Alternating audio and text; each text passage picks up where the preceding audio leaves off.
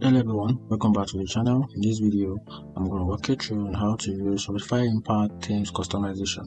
So I'm going to walk you through a step-to-step guide on how to get started. So the first thing you have to do, which is the step 1, is to set up your Shopify. So visit the Shopify website, then click on the Start Free Trial button and fill in your details to create an account, then verify your email address to activate your account. Then on step 2, you have to install the Impact Themes, log in to your Shopify account, then go to the Shopify theme store, then search for the Impact theme, then click on the Add Themes button and follow the prompt to install the themes.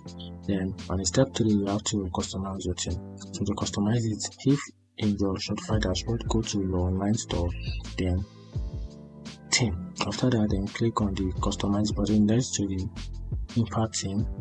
Then use the themes editor to customize various aspects of your store, such as the color, the font, the layout. Then on the step 4, you have to add a section and a block. So in the theme editor, click on add section to add a new section to your homepage.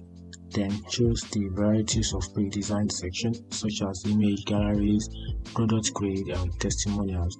And after that, customize each section by adding content, image, and adjust settings.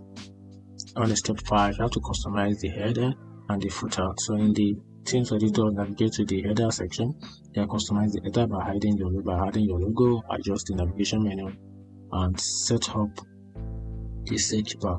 Similarly, choose the footer by adding links, social media icon, and contact information. Then on the step 6, you have to optimize for mobile. That's for step 6. Then ensure your themes is mobile friendly by preparing it on different device. Then make any necessary adjustments to ensure a seamless experience for mobile user.